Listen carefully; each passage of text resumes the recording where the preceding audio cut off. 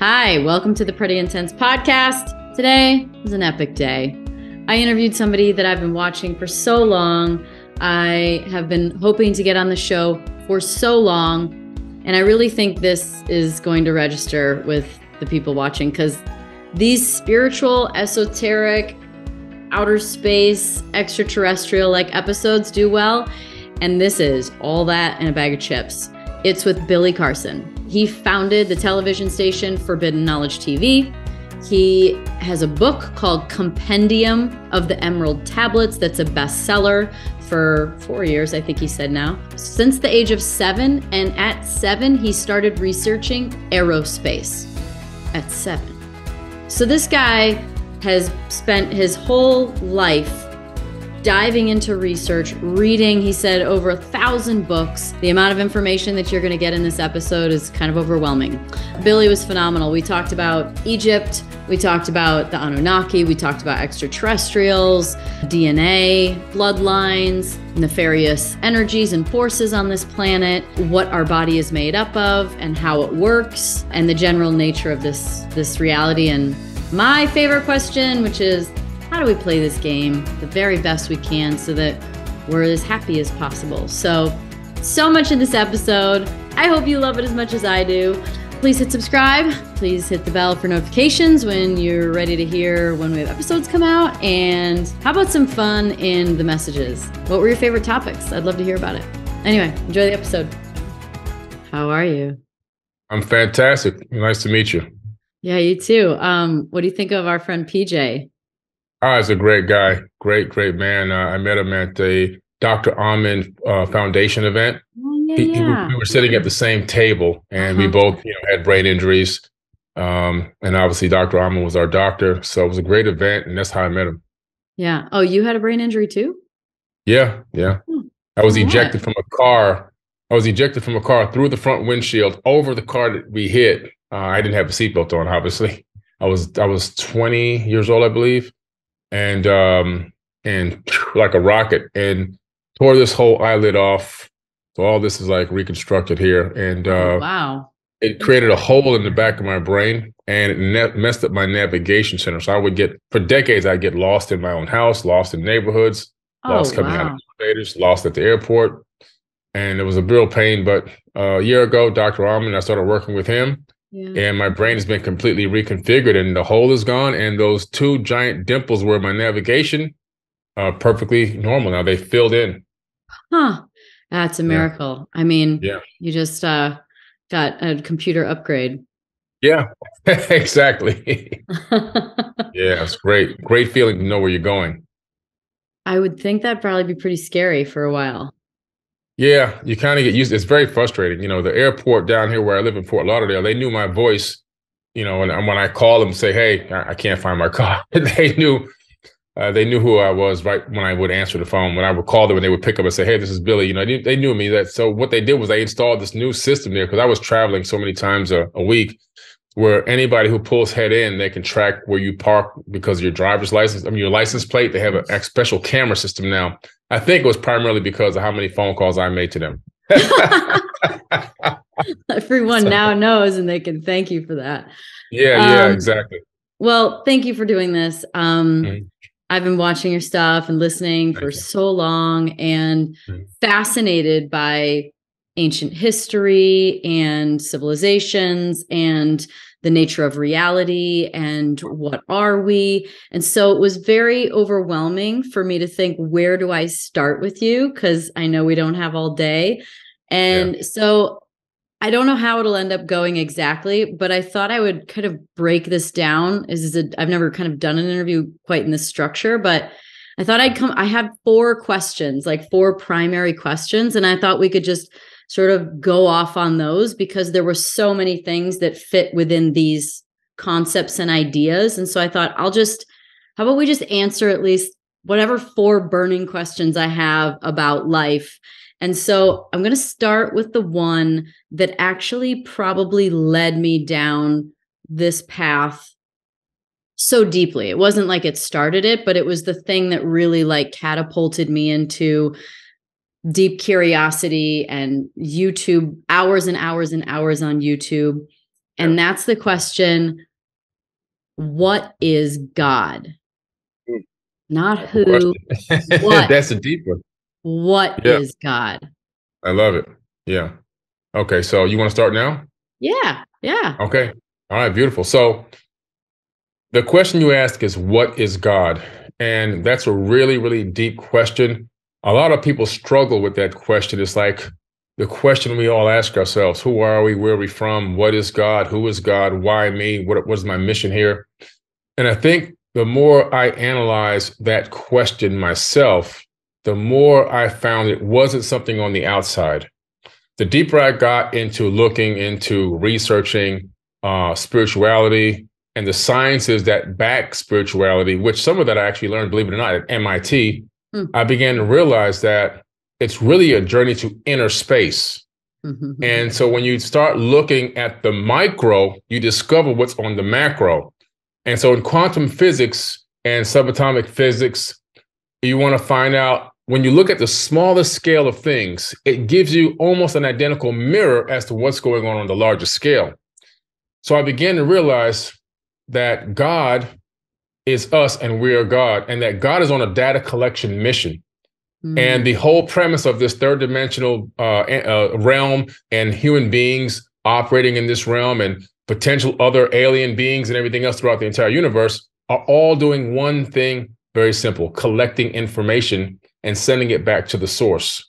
So I think that when you ask that question, it's such a broad question, but to summarize it, it's like this: the human brain is encased in darkness. It can't see, smell, taste, hear. It knows nothing that's going on the outside, but it does have friends. It has a sensory perception, so you can touch something, you can smell, you can hear. But it says to his friends, go out and bring me back some information. So the friends go out and they touch and they smell and they taste and they hear and they see, and they bring that data back to the brain. And then the brain takes that data, and then the friends don't know what they have. They only have the information. They got to bring it back to the brain. The brain then sorts it all out and projects a hologram as to what's potentially going on outside of itself. And we navigate through that hologram based on a projection from data collected by our sensory perception. So when I saw that, when I was able to extrapolate that, I then took it to the macro, and I said, okay, so the universe is a mind.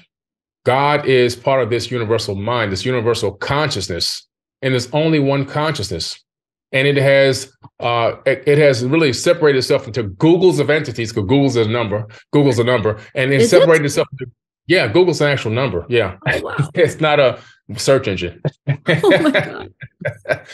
So what they're trying to say is we've got so many searches, because they've named their search engine after a number. And so it's separated itself into Googles of entities so that it can find out what it's like to live in the third dimension subjectively as me, you, a blade of grass, even a rock, a tree. And so all of these living things that exist throughout the entire third dimension are all doing one thing. They are transmitting back to source all the information of what it's like to be a blade of grass, what it's like to be Billy Carson, what it's like to be Danica Patrick. And so the universal consciousness is actually taking this information and it's actually collecting this data to analyze what is it like to operate through this grand experiment of this third dimension. It's a learning process, and we're all a part of that. And so God has literally imbued every atom in the entire universe with this divine consciousness.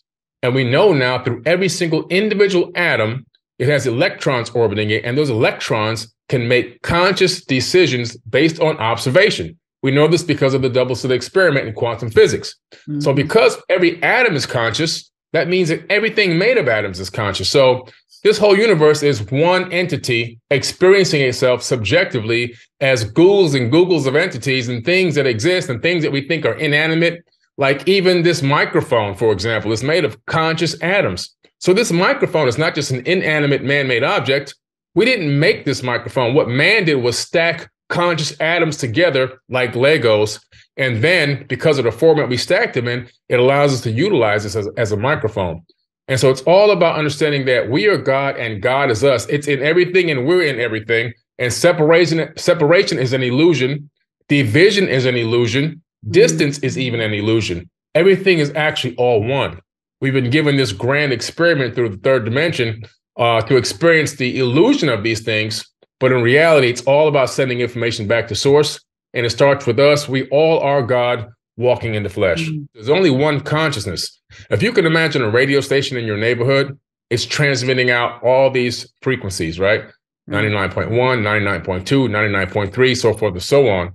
And so what it's doing, that one central location is sending out multiple frequencies, right? Waves of light. And then you have a receiver, and that receiver's, you tune it to pick up 0.1, 0.2, 0.3, 0.4. And so that's what's happening. I'm 99.1, you're 0.2, 0.3, 0.4. My avatar body has been designed to encapsulate point number frequency of the one consciousness that's already being transmitted from one source. It gives me the illusion with you that we're two separate beings, but in reality, our spiritual energy is coming from one source. You just have picked up a slightly different frequency of the source, and I did as well. So I'm attuned to 0.1, you're attuned to 0.2, and so forth and so on. And that's how it actually works. So it's a frequency.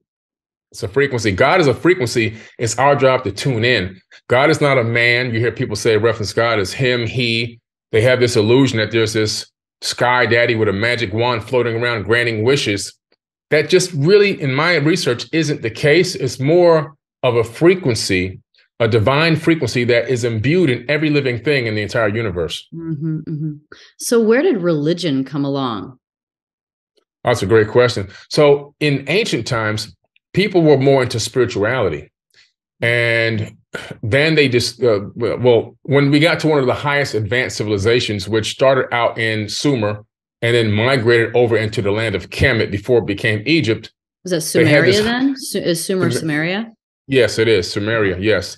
And when would that have been?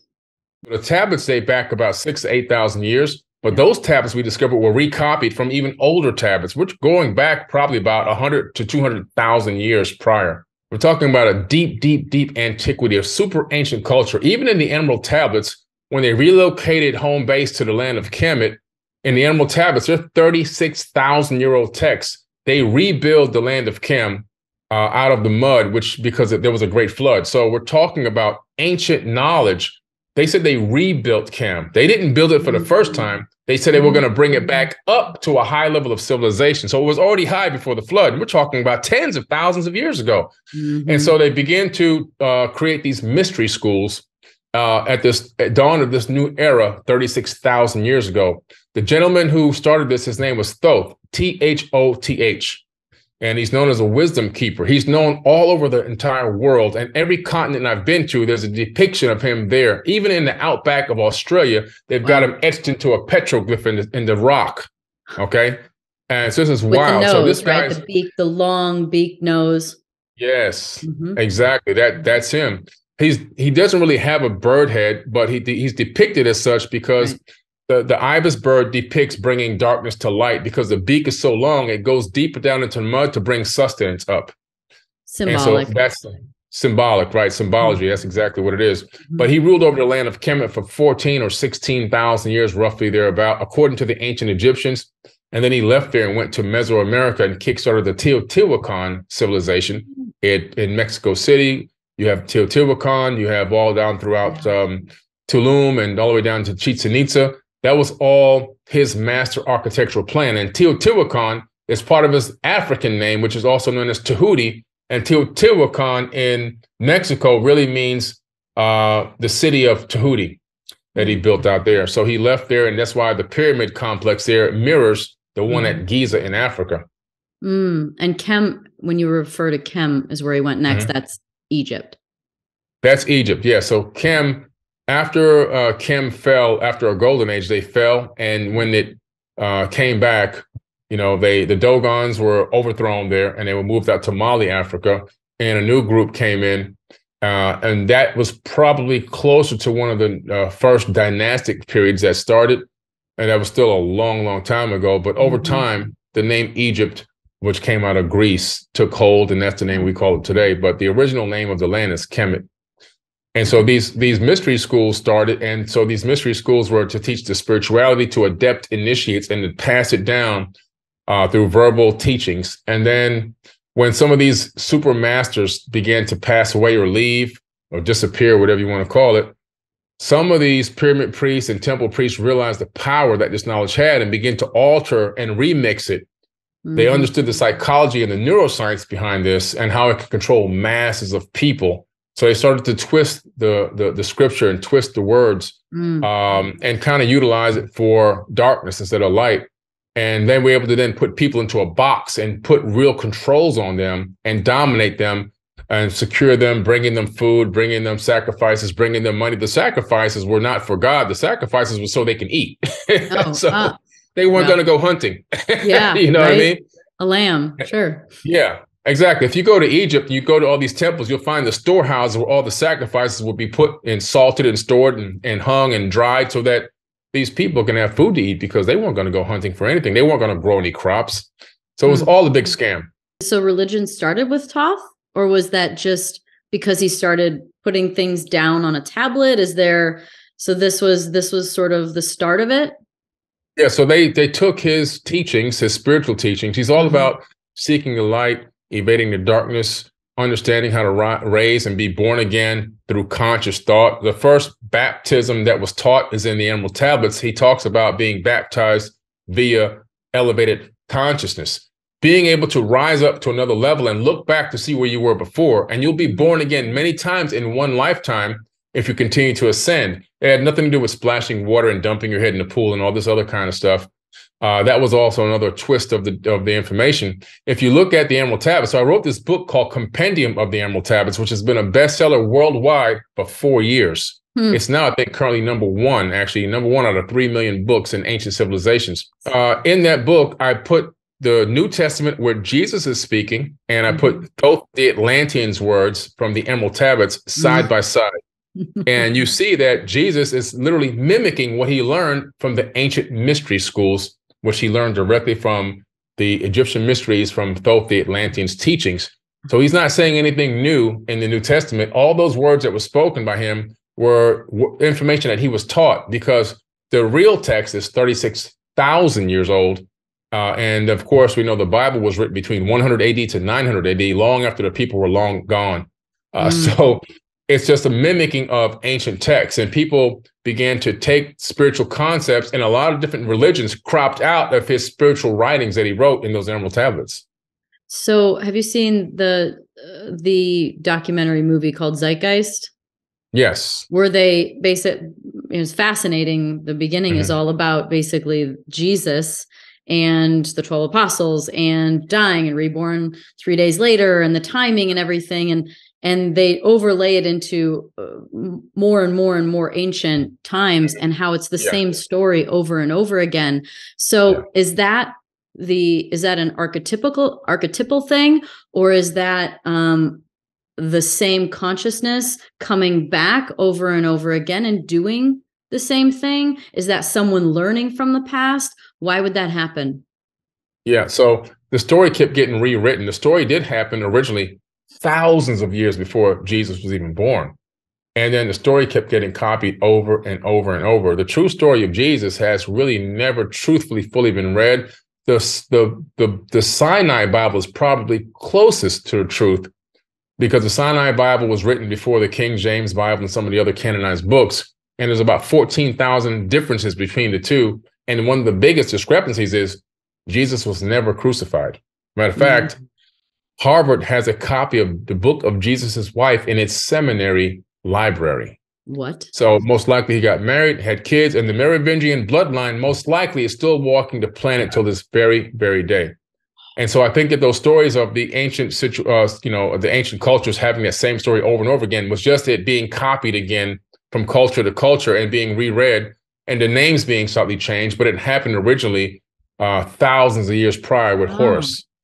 So did the actual actions happen again, or it's just the story being rewritten over and over again? Just the story being rewritten over and over again with different names to the same exact tale. Yeah, just like if you read the Epic of Gilgamesh, you discover that's the true story of Noah's Ark in the Bible. They copied it from the Epic of Gilgamesh. It's not two separate stories. It's the same exact story being rewritten. So who was Jesus then? What is the story? I believe that Jesus, his real name is Yeshua. First of all, he was a real person that did exist. I've been to the house where he grew up in Egypt, because if you remember in the Bible, Jesus disappears from the Bible at the age of 12. Mm-hmm. Disappears. You don't see him again until he's 32. He's gone. Where does he go? The Gospel of the Holy 12, which was left out of the Bible, has the answer. He goes to Egypt. I've been there. If you go to Coptic Cairo, you can go to the house where Jesus and his mother lived in there in that area. And they turned it into like a crypt now. So you can go there, you can, see where the bed he slept in and everything is still there. And he was learning the Egyptian mysteries. From there, he went all the way up into Tibet to learn Reiki healing and Qigong. And that's been confirmed by the Dalai Lama. And then he left from there and went down into India to learn the mystic arts, teaching reincarnation all the way back to Egypt. And then the Bible picks up, I call my son out of Egypt. And then you see him appear on the back of a donkey in Jerusalem at the age of 32. And that's where the Bible text picks him back up as coming back in. But he was a very spiritual being. He was a virgin birth. And what's interesting is in the Apocrypha text, the text that was kept out of the Bible, you discover his grandmother, Mary's mother, was also a virgin birth. And if you look at the Sumerian tablets, you discover that these virgin births were not unusual. They were experimenting in these types of in vitro fertilization techniques where they would take an egg and put it in the womb and take it to term, not their egg, another woman's egg. And they have this whole section in Egypt called the Hathor's temple at Dendera, where they had these birthing centers where they were doing this. I've been there. Yeah. When you walk into Dendera, the first temple on the right, before the main temple. And then there's Isis's temple behind that. Yes, that's it. Absolutely. Yeah. Well, they get that right. At least they said that was the birthing temple. They got that right. Yeah. I think he's half human, half Atlantean. That's my personal opinion. So if they were placing an egg inside of a woman, it wasn't hers. Right. Correct. So he was a virgin birth. And so was his grandmother was also a virgin birth. They were planted on this timeline for a specific reason by the people who control from behind the scenes, which were they called themselves the ordainers of destiny in the Sumerian tablets. They believed that they had the right to control destinies on this planet. And they would use this crystal tablet to see potential outcomes and futures that they wanted. And they would then pick the one they wanted to coalesce into one real outcome. And they would go ahead, putting action behind that to make that reality come true for them. Masters at manifesting. So was this bloodlines then? Were they playing with bloodlines and the inherent skills that these bloodlines or these inherent genetic advantages that they had? Was that what they were working with to create a superhuman? Yeah. You're exactly right. They had, prior to the flood, the Anunnaki, who are also the Atlanteans, that's the same people. The Atlantean is a civilization. Anunnaki means those who came from heaven to earth. So it's like if we travel to Mars, I wouldn't say I'm Billy Carson from Boca Raton, Florida. I would say I'm an earthling, right? So Anunnaki is that generalized term. Atlantean is the type of civilization they created. So basically what you find is that before the flood, they didn't even interact with the hominids that were on this planet. They didn't interact with us. Our cousins were here, not Homo sapiens sapiens, but a different version of us was already here. Then they started tinkering because they wanted to create a slave race of people. And then after the flood, they decided to utilize this new tinkered genetically modified version of a Homo sapiens sapien. And they would create leaders of these areas. Like, for example, a pharaoh would be, and the initial pharaohs would be a direct bloodline of one of these Anunnaki people. In other words, it would be half human and half Anunnaki, where the term demigod comes from in Greek and Rome and all of that. And so they would make that liaison, that bloodline liaison between them and the people. As time continued to go by and cultures and the way that the economics and the civilizations and the kingship and everything changed, they began to then, for whatever reason, handpick specific people to do specific things, and they would then create these genetically modified or bloodline people. Yeshua was one of them, who I believe he was half human and half Anunnaki. That's just my personal opinion. I have not read that anywhere, but that's based on what I've researched and what I know from studying ancient cultures. I believe that he was not one. He himself said he's not of this world, which means he's an alien. Okay, that's the definition. That's true. That's the definition. And so I believe that he was a chosen one for whatever the full mission was. And I think the real mission was to bring a certain level of Christ consciousness, which existed before Jesus Christ, that terminology ever came to be. Christ consciousness is ancient. It's super ancient. And it's a certain level of consciousness that a person can get to this level where they're all knowing, all loving. They're the epitome of service to others and unconditional love for one another. A real true ascended being. And Jesus never said he was going to return. He said that Christ would return. And he's talking about the consciousness coming back to this planet and raising everyone up to a high level and bringing back a new golden age. It's a level of consciousness where you have this crystallized consciousness where everything that you think of is about, how can I become a problem solver? I'm not a victim. How can I help someone? How can I love this person better? How can I solve problems before they happen? Because a genius will solve problems before they happen. So these people were high-level thinkers. They'll think into the future and think of what all the outcomes can be and then create solutions before they even need them. That kind of level of thinking, how to heal people, no suppression of medical technology and information and stuff like that, creating a true super Christ civilization. It definitely looks like in ancient times, Akhenaten and Nefertiti. Yeah, there's no chance that they're like human like we would think. They had very androgynous, odd bodies, long heads, extended skulls. Like did they really exist, or are they okay?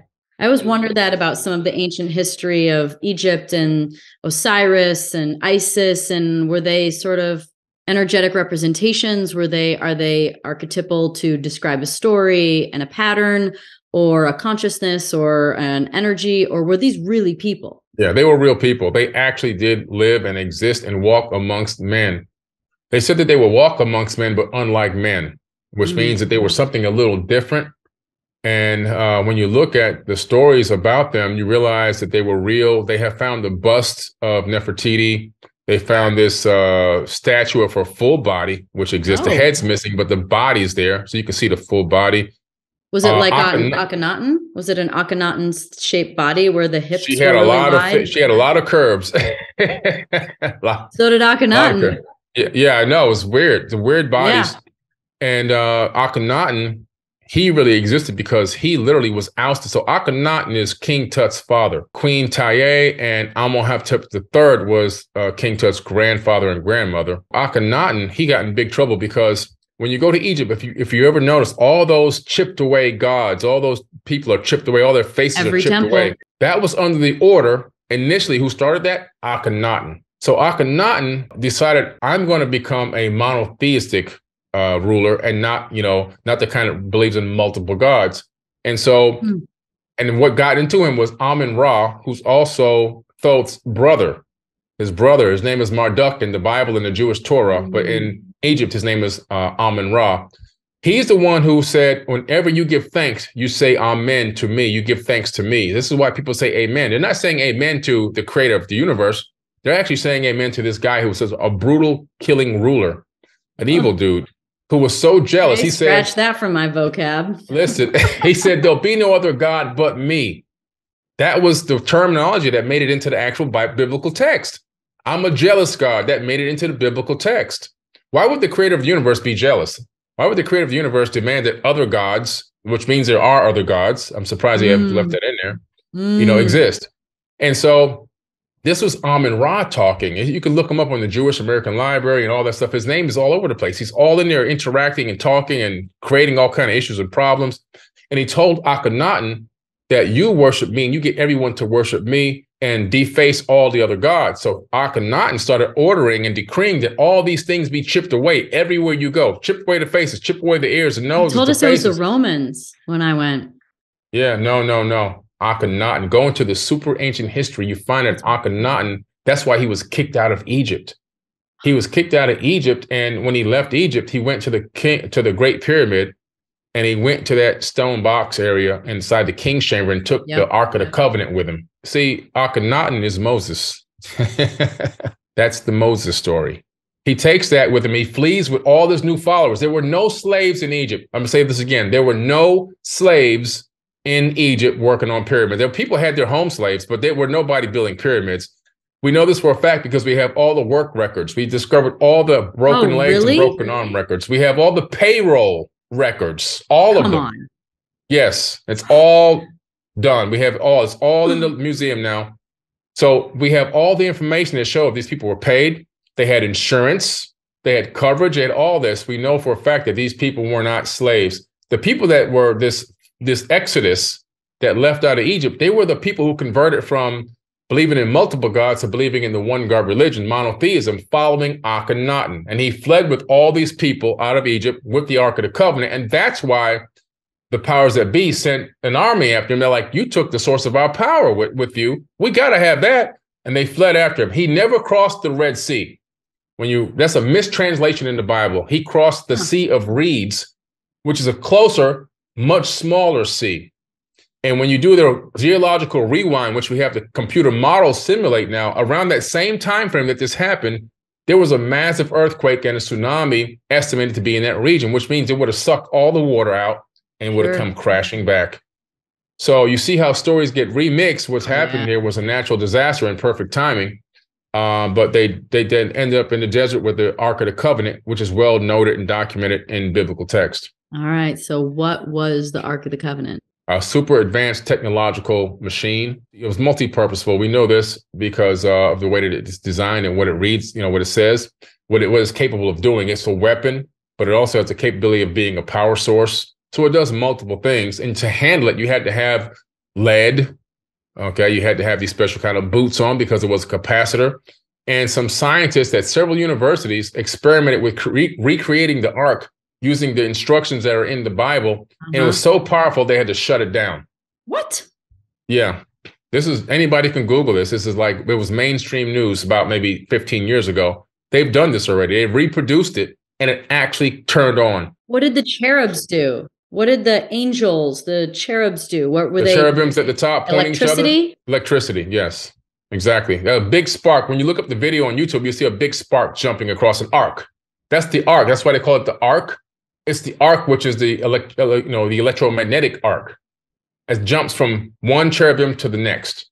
I've also heard that incense and the smoke from it was used to be able to see the energy, be able to see like the electricity and the energy working, that it was part of a way to, and that's kind of where some of the incense became ceremonial. It's like when you see a laser show, they have to put that mist out there. It's the same exact thing. Light the air. Yes, exactly. Same exact thing. That's exactly what they did. I also heard there were more than one ark too. There's more than one ark. That is correct. There's more than one ark. There was more than one ark. They've all been taken now, so nobody knows where they are. The last one that we knew of was in Ethiopia at an Ethiopian church. And a guy discovered it there about 7 or 8 years ago, and he went public with it. And then within a year, it was stolen from there because there was no military, no police, no security, just some temple and church priests, guarding it. So they took it very easily. And that was the last one known of that was publicly available. The rest are probably in some type of a military bunker. I think Graham Hancock did a pretty deep dive on the Ark, and anybody that interacted with the Ark would essentially not want the job because they would die. Yeah, they would die. They would get what looked like radiation sickness. Their eyes would start bleeding, their nose would start bleeding, their nails would fall off, their skin would boil, their hair would fall out. That sounds like radiation sickness. So what did they use it for in ancient times where it was productive? The Great Pyramid itself is a power generator. That's one of the purposes. That's just one. It was a multifunctional stone computer also, but just for the purposes of this, it was built on top of an aquifer.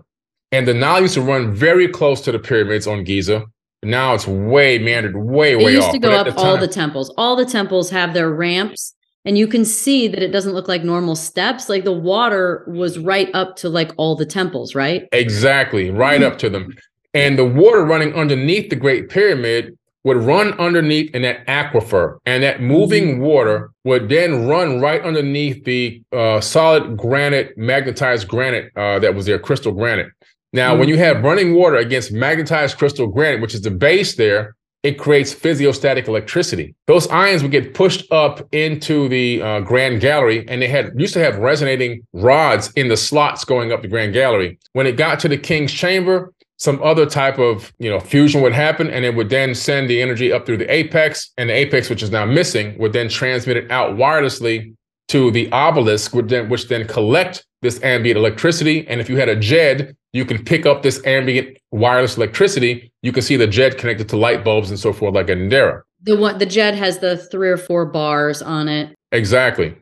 And so Nikola Tesla copied that same energy power technique with the Wardenclyffe Tower.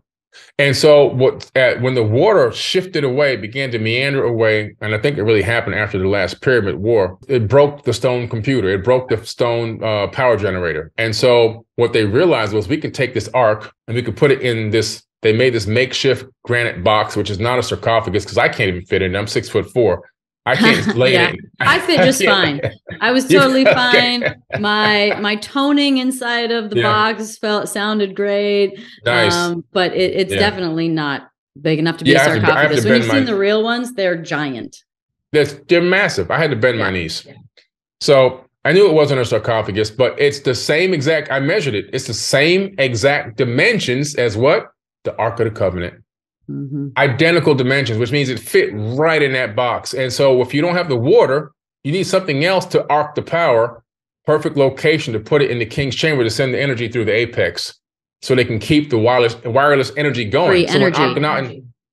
So when Akhenaten took that, he took the power source for Egypt. Send you right back in time if you don't have power. And also no one would want that right now because institutions would lose billions of dollars because you would be allowing free energy. Free energy puts everyone on the equal playing field. No more third world country. If you got energy and water, everybody's equal, and they don't want that. They want to keep the boot on the necks of the people and control and hoard the power in one region so they can dominate the rest of the planet. What do you believe the temples were used for? Temples had a couple of different purposes. One, they're built on top of these extreme magnetic fields. And so in some way, they would harness those magnetic fields for some type of energy purposes. In some way, they were utilizing this energy for, like the Fountain of Youth. They would utilize it for anti-aging techniques, anti-aging methods. Also, there's a couple of temples that sick people would be allowed to go into.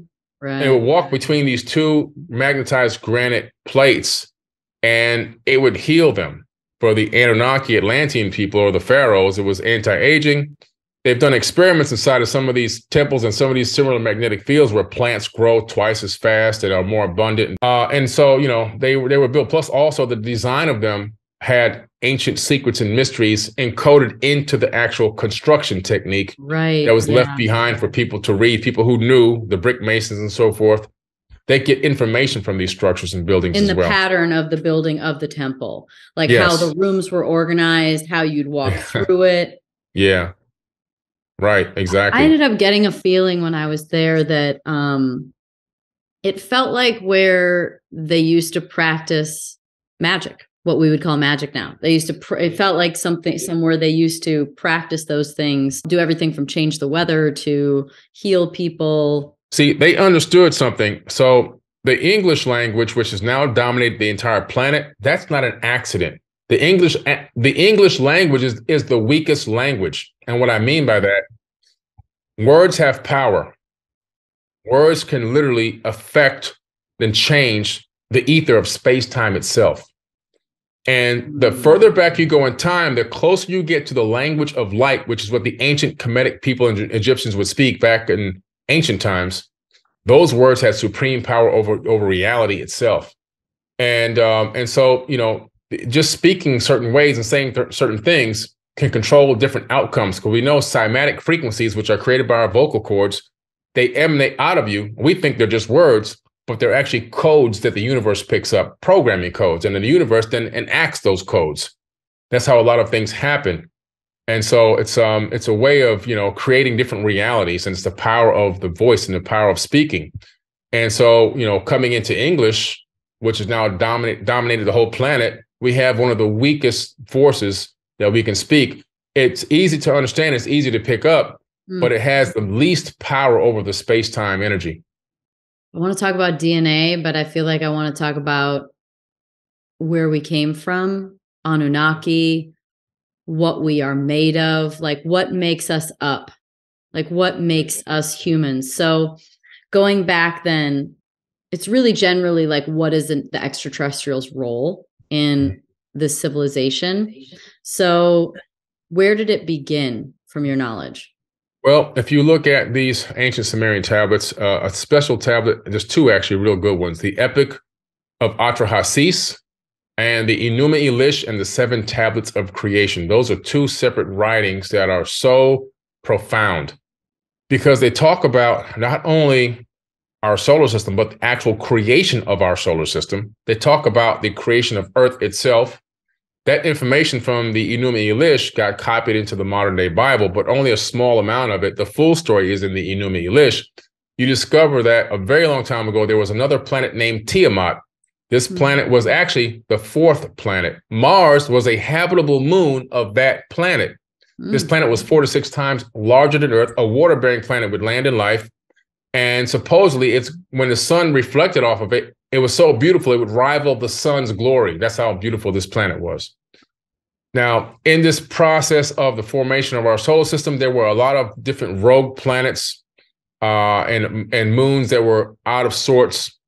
And on this one orbit, this one collided with Tiamat and broke it into pieces. Now, a giant piece swung away and recoalesced with all the water, organic life. It used to have living people on it. It recoalesced and moved into the third position. It tugged along with it Lamu, which is the moon, and became the Earth. And the rest of it broke up into giant chunks and became the asteroid belt. And then it slung Mars into this weird elliptical orbit around the sun. And computer models by NASA and the European Space Agency confirmed this, that Mars used to orbit another planet that's now missing, and which is why it has such a weird orbit. And when you look at Mars, one side is charred, the other side is smooth, and which is crazy. So it means that the side that's charred is the side that took the brunt of the hit from the exploding pieces of Tiamat. And also Mars's equator is not perfectly straight. It's been shifted about 45 degrees, which means the mass that hit it tugged on the crust and shifted it about 45 degrees. So that's the evidence. That's the circumstantial evidence we have of this planet, the asteroid belt and the shape that Mars is in right now. And so these people came from another planet that was orbiting our sun. They were on a planet named Nibiru, according to the Enuma Elish. And they came from Nibiru to Earth. They went through the Hammond Bracelet, which is the asteroid belt. They got down to Earth, and then one of them did and decided, wow, this is incredible. I finally found the gold that we need. I found the resources that we need. We can create a breakaway civilization here. All the resources are here to start over again or start a fresh civilization. And so he used this thing called a crystal tablet, which is crazy, to communicate back with his planet and let them know that he has found the place to create a new civilization. And shortly after, this pantheon, they call it a pantheon. So pantheon did not originate in Greece and all that. It originated in the ancient Sumerian tablets. This pantheon of these beings came, and they started showing up a little bit at a time. And they began to survey the land and begin to build a new breakaway civilization. And they brought these Ijiji with them. Now, this is about 450,000 years ago, according to the tablets. They worked and mined the land and create structures and cities and everything else without us. We were already here, but we weren't working for them. We weren't the slaves yet. We were just hunter-gatherers or whatever we were out here doing our thing. For 200,000 years, they put the Ijiji. The Ijiji, according to these tablets, were the working class people, but they worked for 200,000 years, and they got tired of working, according to the tablets. So they were so pissed off. They were so angry. The conditions were harsh. They felt like they were being converted into slaves. And so they had a coup, and they decided to go against the kings of Earth. So a lot of them were working on Mars, and they were building structures and stuff on Mars. This is why there's anomalies on Mars that match stuff on Earth. They went from Mars to Earth to have a war. And these are the sons of God that fell from heaven. They came down because God, who not the God of the creator, but the God of these Anunnaki people was Anu, the father of Enki and Enlil, the uncle of Thoth and Marduk, Amun Ra. And they encircled their camp in a place called Adam's Calendar in South Africa. They found this location. This location is a tourist attraction now. It's the very first gold mine ever discovered. They can date it all the way back to that time frame. Because the Anunnaki needed gold, right? Exactly. They needed gold, amongst other things. I don't think they were shipping it back to their home planet like Zachariah Sitchin was saying, but they were utilizing gold. Gold is a technological element. You need it for everything, right? Sure. We couldn't have any, I couldn't talk to you right now without gold inside this mic and this computer circuit board and everything else. And so it's a foundation of a high level civilization. And so they decided, Enki says, I have an idea to stop this war. There's an existing being on this planet. We can add our essence to it and have it bear the load. In other words, we can genetically modify it, make it more, make it understand what we're saying, make it less volatile or whatever, domesticate it, and then we can make it do the work that you guys are doing. You guys can take off now. And it was agreed upon in the tablets. So they started this project of capturing hominids and tinkering with their DNA. And they started off with this cloning system at first. But the problem was they couldn't mate. When they would mate, they weren't having babies. Just like if you made a tiger and a lion, you have a tigon, but you don't have babies, right? So they were like, man, what are we going to do here? This is crazy. It's too much work to have to keep making these slaves, and we don't want to go back to war against these people. So Isis says, I have an idea. Isis? Isis says, I have an idea. She was part of the story. Yes. She says, I'm going to take an egg from one of the women, and they took the egg and they clean out some of the... She's represented by the egg. That's right. Okay, sorry, keep going. That's okay. This is on Sumerian tablets. She took the egg and she cleaned out some of the genetic material or whatever they did. They made a zygote. They added some of their essence to the egg. They say essence. I think that's genetic modification in my understanding. They took this zygote, which is what you call in modern science. They put it in her womb. She took it the term 10 months, not 9, 10 months. And then you see her in this famous cylinder scroll holding up this baby saying, my hands have created it. She gave birth to the Adamu, which means first man. So it's not the first human being that ever existed. It's the first successful Homo sapiens sapien that now should be able to reproduce on its own. Because Isis supposedly had sex and a baby from putting back together the body of Osiris. Right. Which of course didn't happen. There's obviously it's symbolic to so yeah. That freaking connects that dot. Right. Exactly what happened. And so they raised Adam. And he was missing his penis, right? Wasn't it? I think Osiris was missing Osiris. He was missing his penis, correct. Exactly. Yeah. And so they put Adam in this Eden, Edin. And the Lord of Eden, or she was Satan, was the name. The guy who ruled over Eden was Satan, the Lord of Eden in the tablets. Okay. And that was actually Enlil. And the Bible calls him Yahweh. They think he's God. That guy's just masquerading as God. It was never God. And this Eden was this laboratory where they would have these mating rituals between the different peoples. And when they got Adam in there, they tried to mate him with these other ones. Wasn't working out. So they said, okay, let's take some DNA from him. Let's make another one of him. They made Eve. Then they mated them and bingo, it worked. So they didn't make 8 billion people from 2. They made more Adams and more Eves and made more Adams and more Eves through the general process of getting pregnant and birthing. And so they created this genetic diversity so that they can then create and multiply. 2 people can't create 8 billion. I did the mathematics last night. I actually talked about this on a podcast last night. For there to be 8 billion people on Earth, and the Earth only be, according to Christians, 6,000 years ago is when all this started, you'd have to have, on the first day they had sex, there'd have to be 1.3 million people born that day, and every single day thereafter until today to have 8 billion people. Oh yeah, that's just not didn't possible. happen. Didn't happen. And so they created this diversity of pool of genetics, and then they kept cross mating in a way, which is why they had such strict rules on mating and when you can mate and who you can mate with to prevent inbreeding. This was a great story in these tablets. Wow. And that's how they began to create the diversity that puts out the Homo sapiens sapien. Wow. Crazy story. That was about 200,000 years ago. They also genetically modified us by taking chromosome number 2 out of our body, fusing it together and putting telomere caps on each end to limit our lifespans. And scientists now, geneticists at universities, they teach this. They say, we don't know how this happened. It's an artificial mutation that would have taken millions of years to happen, but it happened about 200,000 years ago. So the tablets line up with modern science once again. And they say we can live about 120 years, right? Isn't that the cap? Isn't that the telomere cap sort of prediction, is that you have 120 years to live if you live well? That's it. That is absolutely right. And that's about all people live to. we make it to 80 if we're lucky now because of all the toxins and poisons. If it wasn't for that, we'd make it to 120. So what's up with the junk DNA?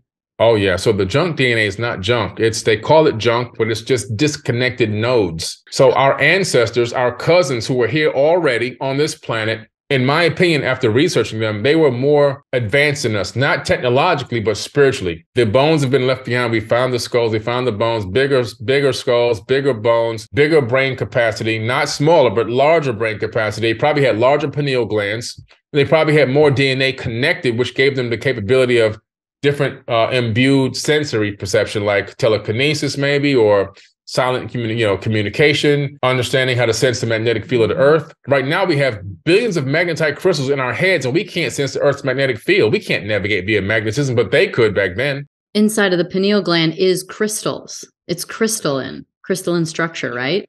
It's a crystalline structure that when you put the right amount of pressure, it will spark. You can have a Kundalini awakening. But a lot of that has been lost and forgotten about as we become technological babies and we rely on everything external. We don't go to our internal technology to use it anymore. Can we activate it? Oh, yeah, you can definitely activate the best way to activate your pineal gland, first of all, is to detox it, getting away from fluorides and toxins and processed foods and eating clean.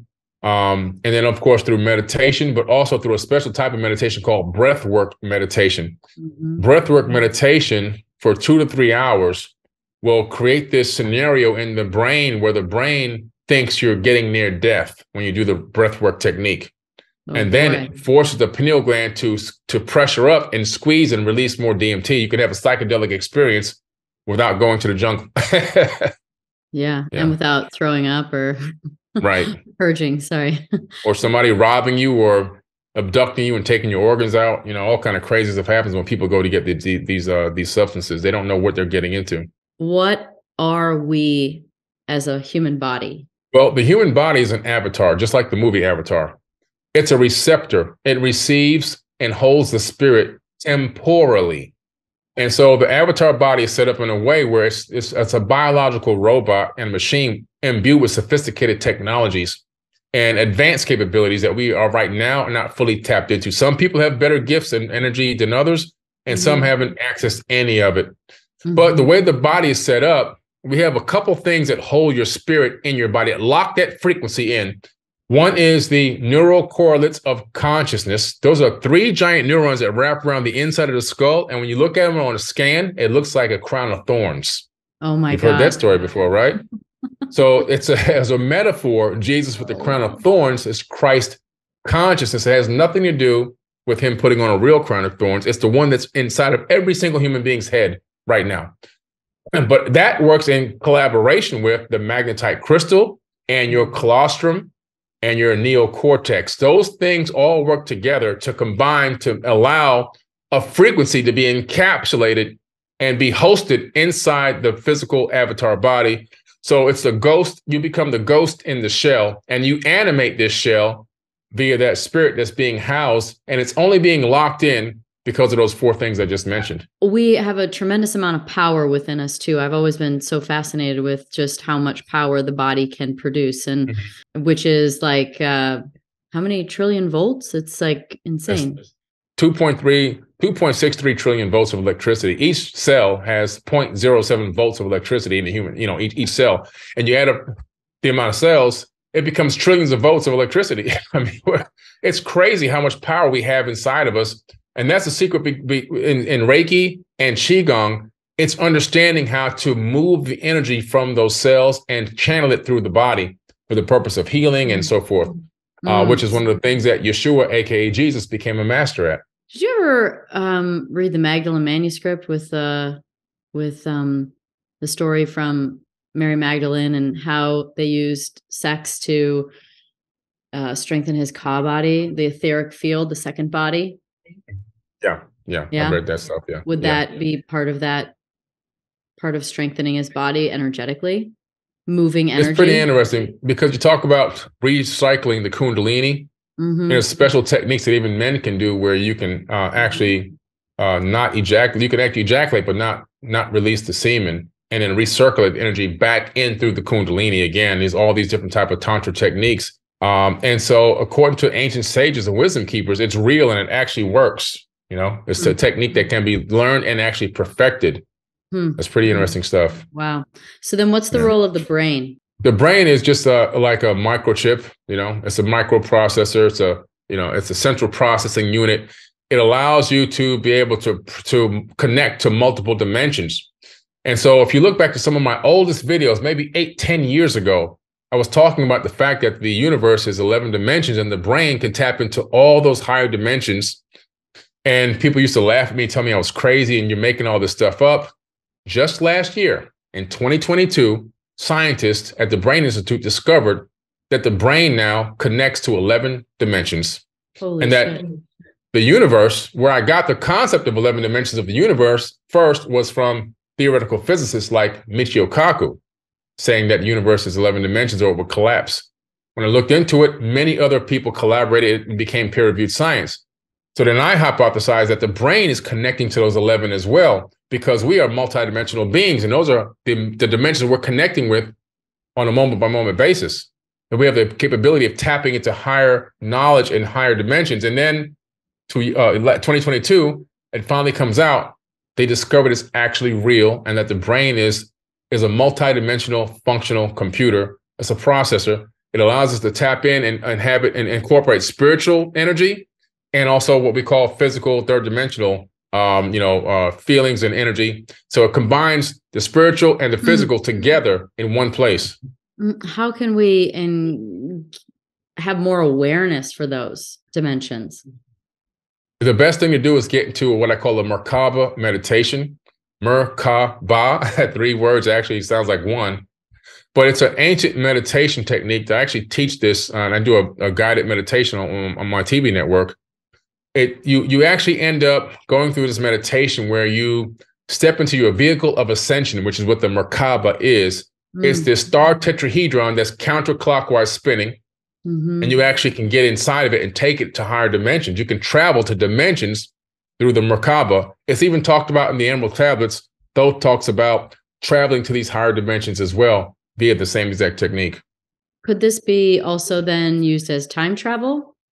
Like, because when I think about time travel, I think we want to take our body and go somewhere else. But look, like, I feel like you time travel at night when you go to sleep. You time travel when you do certain modalities and techniques like breathing or EMDR or something like that. You can revisit the past. And so, like, in your opinion, what would time travel actually look like? And are we actually already doing it? There's a couple ways to do it. If you want to look at the non-physical movement of it, it can be done through the mind. We know that through remote viewing, through other mind techniques and thought experiments, that the mind can travel backwards and forwards in time to collect information. The mind can even be sent to different locations to collect data and intel, which the U.S. military actually had the CIA had a military program for. It's called Project Stargate for that one purpose, sending minds outside of space and time to gather intel against foreign enemy and stuff like that. So we know that's a real program that actually existed and it's 100% possible. The other way is through these different types of meditations. You can create the same situation or scenario. What Thoth talks about utilizing it to go through these gates, the gates of heaven. He says the gates of heaven is not what people think. It's these stargates that take you to other dimensions and locations. And at these higher dimensions, the past, present, and future exist at the same time. It would be like me looking down at myself from a higher dimension. That would be like looking at myself in the house I'm in now. From a higher dimension, I can see myself in every single room in this house, but at a different stage of my life.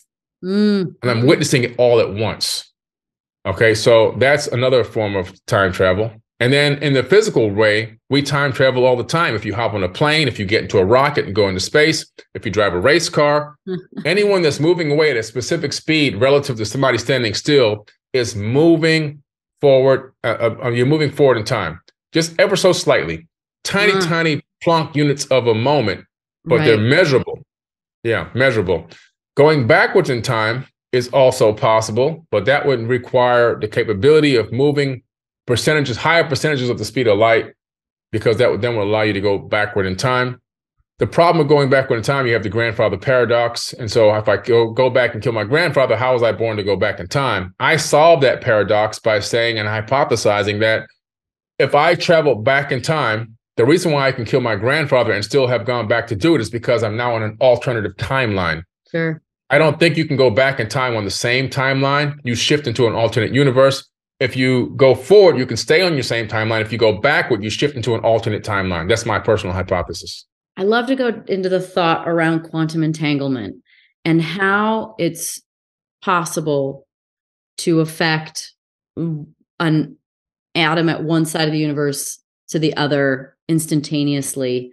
So quantum entanglement, it's amazing. Quantum entanglement first came to me when I was just doing a walking meditation. It came to me as parabolic down conversion. And so I go and look it up. A lot of my information comes to me like that. And then I go research it and find out it's actually real. That. Yeah. It's the craziest thing. It's coming from the field. You're getting it from the field. And then I find that with so many brilliant people that are doing this total esoteric knowledge research is that you actually back into it. You're like, you have an epiphany, you think something, and then you figure it out. So exactly. It's exactly how it happens. So I'm like, parabolic down conversion. So I go look it up. It's the method used to take two particles and phase shift them on the same frequency so that you can quantum entangle the particles. Then you can take one particle and shift it to the other end of the universe if you can get there. And when you change the particle local to you, the other one will change instantaneously. In other words, if one is in a spin rate up, the other one will go spin rate down. When you twist this one and put it down, this one will go up and vice versa.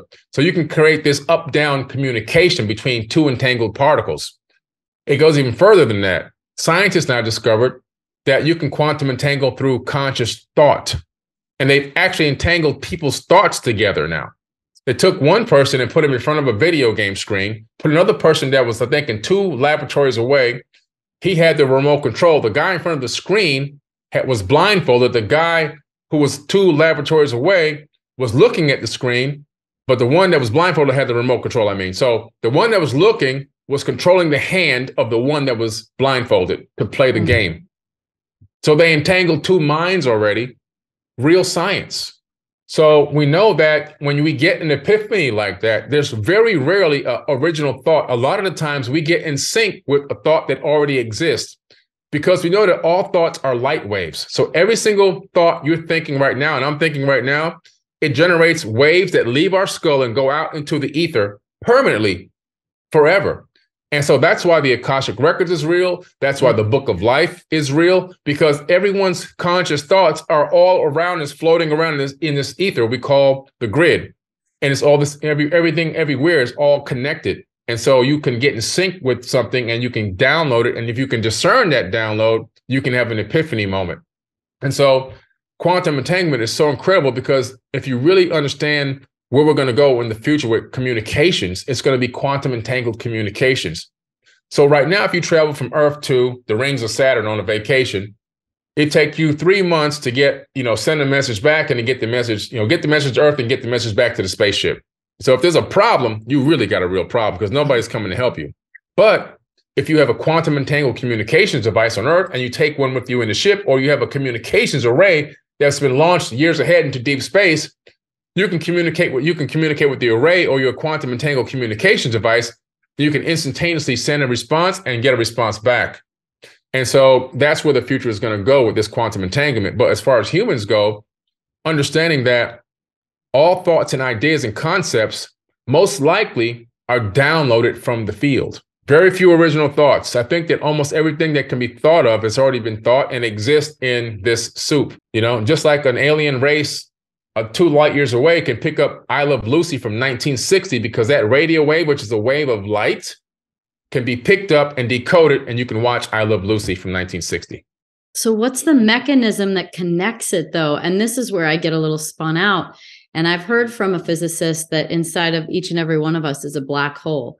And then I start to think that maybe we're it gives me like this pathway to a loop where everything, you are the universe, like you hold all the frequencies and patterns. So there's just this sort of like infinite looping that's happening within you, but also in the universe, because it's one and the same through possibly like black holes or something. Is that it's even it's through fractals? Right. We're a fractal of the whole.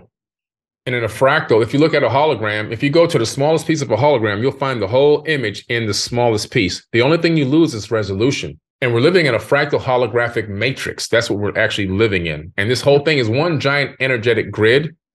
And the thing about it is distance is an illusion. The distance between where I am now in Florida and wherever you are right now in the world is actually, it doesn't even exist. We're local in the same location. We're still connected in the same location. Individuality, separation, all illusions doesn't exist. There's only one entity and one consciousness providing this third dimension with the illusion of separation.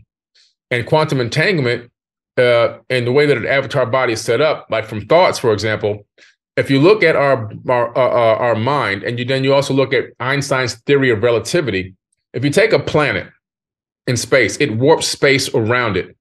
And that warped space allows things to fall toward the planet. That's right. The warped gravity, right, effect. Mm-hmm. Our conscious thoughts warp the ether of space-time and create this well. And that's how the law of attraction works. Things fall toward us based on what we're warping, what we're focusing on. The energy field that we're using to warp, that's what begins to fall towards us. Your thought is what is being warped towards it, which is why you have to be careful what you think of. Exactly.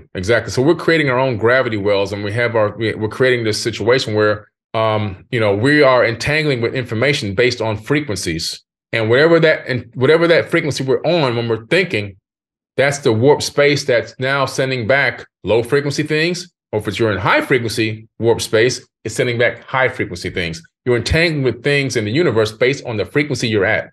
So one of my greatest questions is, well, these are such deep rabbit holes. And someone like my dad would be like, why are you looking into stuff that you can't prove? I'm like, well, you got to ask the question. If we can get closer to the answer, then I feel like I'll know how to live this life better. I'll know how to play this game better. So what does all that teach us about how to best play this game of life and be as happy and joyful as possible? Yeah, great question. Because that's really what's on everybody's minds. Like, How do I play in the matrix here? Like, what am I supposed to do? And when I began to realize that I was on a data collection mission, and my mission was to not only collect the information, but figure out a way that I'm supposed to bring heaven to earth. I'm not supposed to wait to die so that I can live. I'm supposed to live now in this realm. And then when my corporeal body releases my spirit energy, I'm going to live again and again. And every ascension process, my mission is to achieve the highest, most best lifestyle, living entity, energy, help, love, expressions, artistic creation that I possibly can in every single dimension. And I think that for me, that's the understanding I got. And so when I figured that out, when I had that epiphany, I said, wow, my job here is to, how many people can I help? How can I assist others? How can I learn how to walk in abundance? How can I be true to myself? How can I be the best that I can be? And also, how can I stop and smell the roses and be blessed and enjoy my blessings and be thankful for every single thing that I get my hands on, everything that comes to me? How can I truly be heartfully grateful for it? I learn my lessons. When something happens and goes wrong or I make a mistake, do I continue to make that same mistake, or do I learn from that and become better and better and better? And that begins the process and the step-by-step process for ascension. And that will ride me out of this realm and out of this dimension into the next one, so I can continue to build on that and become better and better and better. So it's to progress through the dimensions? Yeah. See, the third dimension is a proving ground. It's a testing ground. It's an area, a place for you to come as an inexperienced soul and begin to learn and make mistakes and grow and see what you can do, and also a certain level of suffering. And then when you begin to master this dimension, I think that people who don't master it keep coming back over and over and over again. I think you can get to a point, according to Thoth and the Emerald Tablets, that you actually can then begin to incarnate at will, he says, where you can incarnate on and in the plane that you desire. So plane means dimension. So he's saying that you can get so good at this game that you can actually come back in any dimension you want, or any location you want, any time frame you want, past or present or future. Let's talk about perhaps the more nefarious evil forces here that hold us back from that reality. Yeah. What would they be?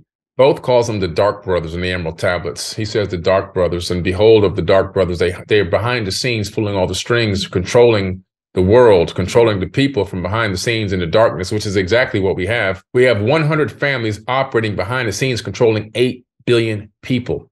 And what he warns is that it's really our fault that this happens, and this has happened. He's absolutely right.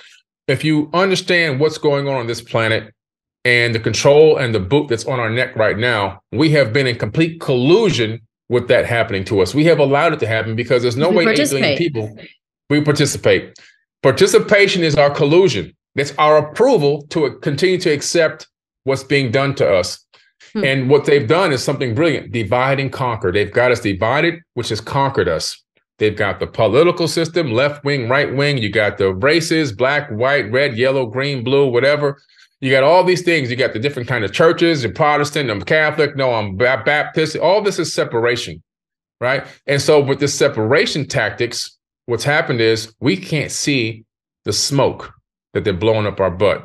We have to realize, look, we got to come together. We need to organize. We need to stop playing this game. There's only one way to stop this cabal from operating on this planet, and that's for all of us to come together and do one thing: just stop playing the game. And when we do that, we will then create a new economic system. We'll create a new structure for leadership in this country, or the world, actually. And we could release suppressed technologies and create an abundant civilization on this planet, because there's more than enough for 20 billion people to live here and thrive.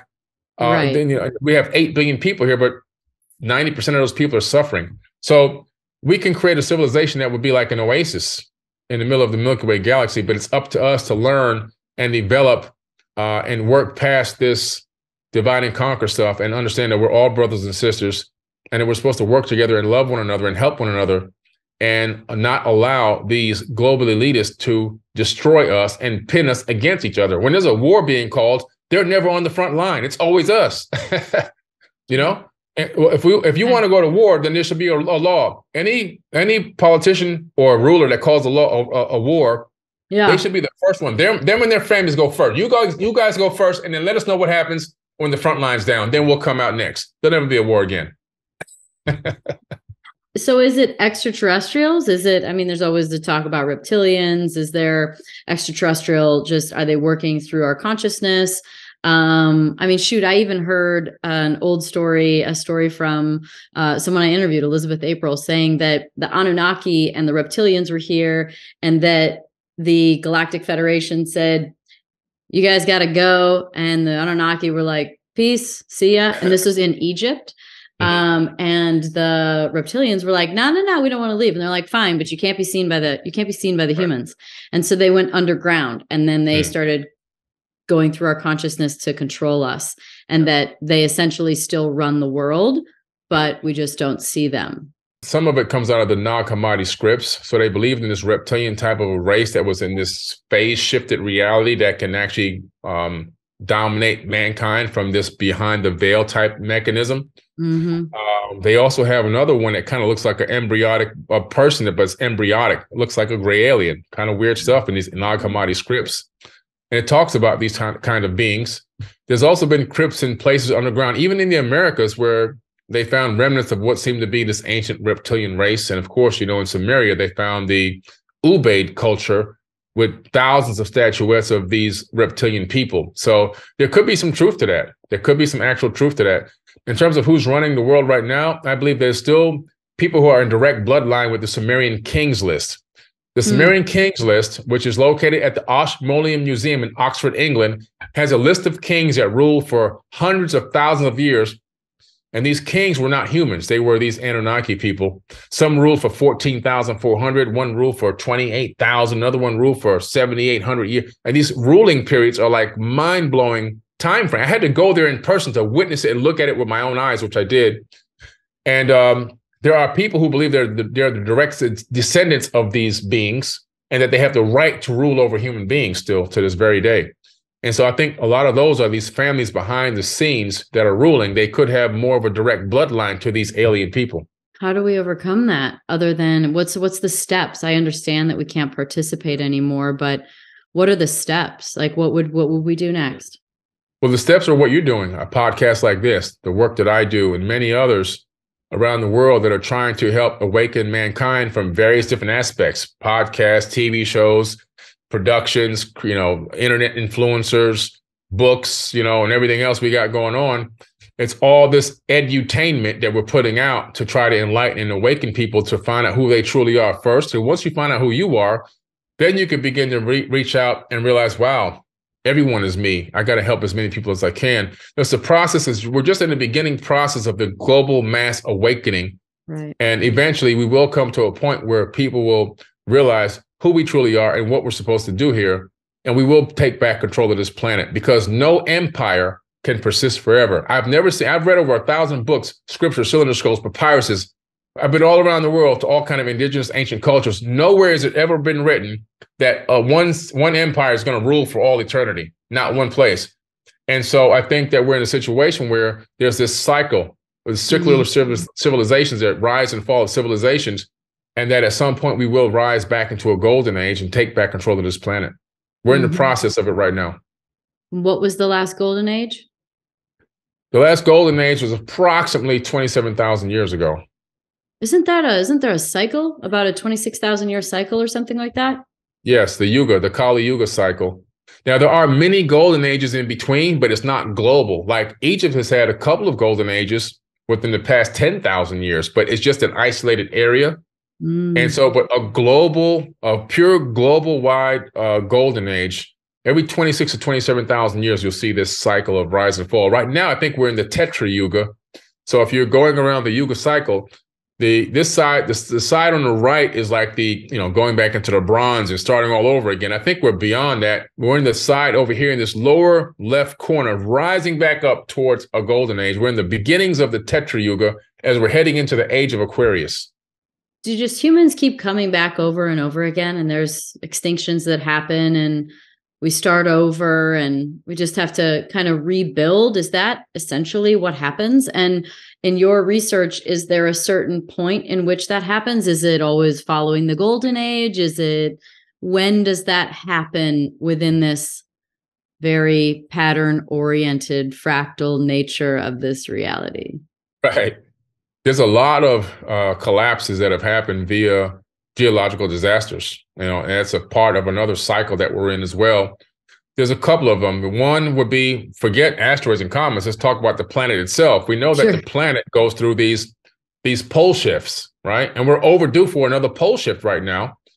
The pole shift of the crust of the Earth itself. So the crust, the physical crust, they're all together on these tectonic plate lines. And sometimes they slip. And when they slip, a huge landmass can shift hundreds of degrees in just minutes, which can create a global flood. If you look at Antarctica, the reason why the Antarctica, the animals that are discovered there now have undigested food in their belly. The reason why that is because Antarctica used to be closer to the equator. And because of a pole shift, it moved there very rapidly, allowing those animals to flash freeze because cold water came over them with the cold air, everything else. They flash froze with undigested food in their stomach, which is now being discovered today. So we know that was a pole shift that happened that moved Antarctica into the position that it's in now. So we have those pole shifts. We also have something else called a magnetic pole shift.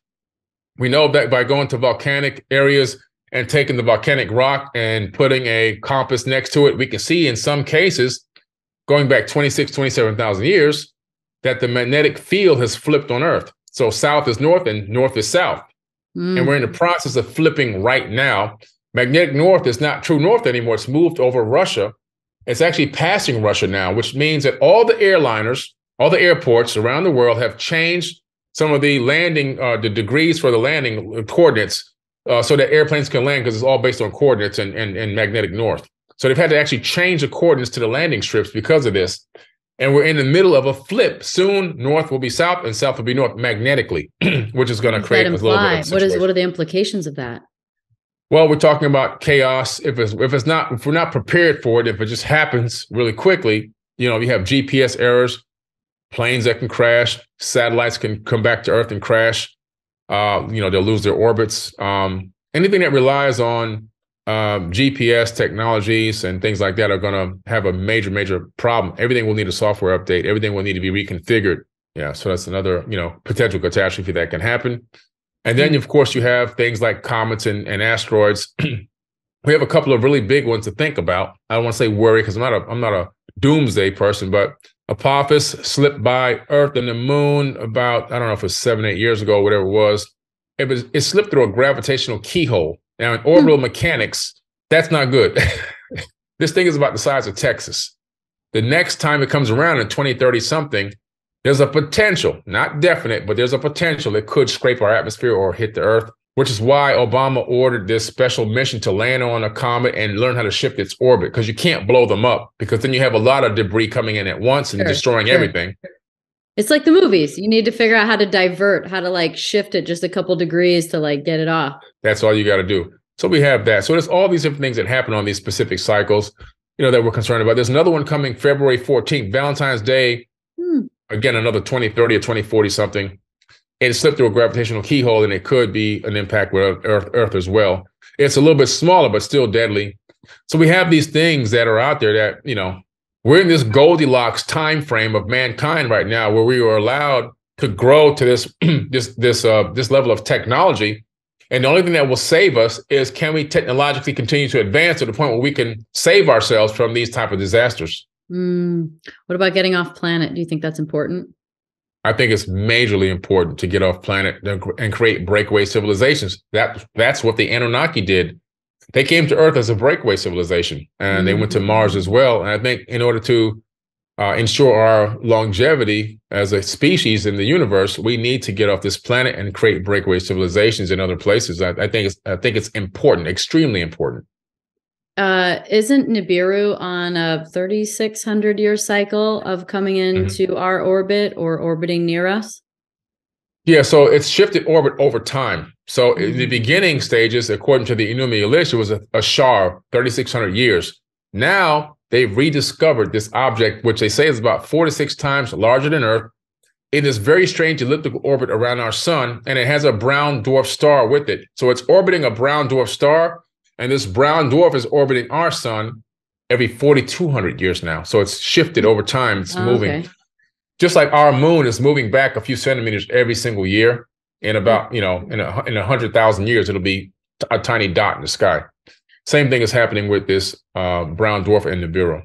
So is it your understanding that Nibiru coming into our orbit on its cycle has been part of our evolutionary upgrades? It's been part of geological disasters, not the upgrades. The upgrades came from the Anunnaki coming here and tinkering with our DNA. But the biggest part of our genetic upgrades and our DNA upgrade has been the fact that our solar system undulates up and down like this as it goes around the Milky Way galaxy.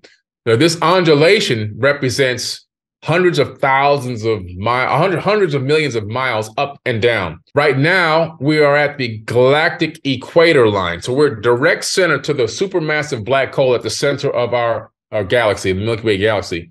There are super high charge streaming particles coming straight at us, right from the Milky Way center, from the black hole, right towards us and penetrating us and altering and changing our DNA. These supercharged energetic particles are, in my opinion, changing us, upgrading us, helping us to awaken ourselves as well. Does this affect the Schumann resonance on the planet? Is that what that is? Yes, it affects the Schumann resonance on the planet and the frequency of the planet itself. I'm 40 years old. In our lifetime, are we going to see a drastic difference, or how long do you think it's going to take to really, truly evolve? The evolution of our consciousness happens very fast, although because our lifespans are short, it seems like it's taking forever. So you look at 100 years ago, we were in a horse, buggy, and carriage. And now we can put a remote control car on a planet like Mars, right? And look around Mars. Yeah. We've come a very, very long way in a short period of time. I think consciously we have the capability of seeing some significant change in our lifetime. So, I'm 52. I'll be 52 in September. And so I think before I leave this earth, as long as nothing crazy happens to me, I'll get a chance to witness some of the most miraculous and most incredible changes in the way that we think and perceive ourselves and the world, and how we begin to change this planet. I think I'll be in the very beginning stages, at least get to witness some of that before I leave. And so it's this process where, it happens over time. It could be another 3,000-4,000 years to see the world we truly want to see, but we'll get glimpses of it. And like I say, mankind is like a baby learning how to walk. So right now we're crawling and we're trying to grab onto the edge of the couch or a little table and pull ourselves up. And so we're getting this excitement with this global awakening that's happening. It's the baby trying to stand up. Eventually that baby will take a step, but then the baby will fall. And it'll look like it all came crashing to an end again. And people will get depressed and angry and frustrated. But it's just a process of learning how to walk. Eventually, that baby grabs on. It cries, but it grabs on and pulls up and takes 2 steps, falls. 3, 4, 5 steps, falls. Eventually, the baby learns how to walk. And that's where we have to get to. That's why it's going to take so much more time. Yeah. Walking is a series of controlled falls. That's the actual definition. And we have to get to that point where we're controlling our fall. Oh, wow. All right. If there was like one tangible takeaway that everyone could to grab onto and keep in mind, what would that be to help our ascension and to help our evolution? I think the biggest thing I could tell people is to look into their own selves, self-help, self-work, shadow work, biohacking, meditation, eating clean, exercise, and then also operating in service to others, unconditional love for others. When somebody gets you angry or frustrated, that's a mental test. Can you withdraw those emotions? Can you feel them, but work through them and then say, you know what, that person did something to me, but I bless this person, because we have the power to bless people. Somebody cuts you off in traffic. Don't get angry and flip them off. Run up in your mind and say, wait a minute, stop. I bless this person. I hope they make it to their destination safely. These are the type of mental, spiritual tests we need to be putting ourselves through on a daily basis to get ourselves to ascend to the higher level. It's like lifting weights, and you become stronger and stronger, and then you become incredible. You become an incredible being of light that way. Well, thank you. I have a lot of work to do on the road, not getting mad at people. It's a very common source of frustration for me. Yeah.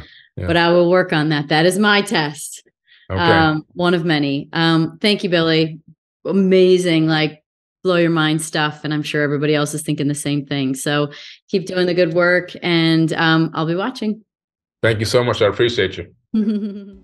Thanks everybody for listening to the Pretty Intense podcast today. I hope you enjoyed it.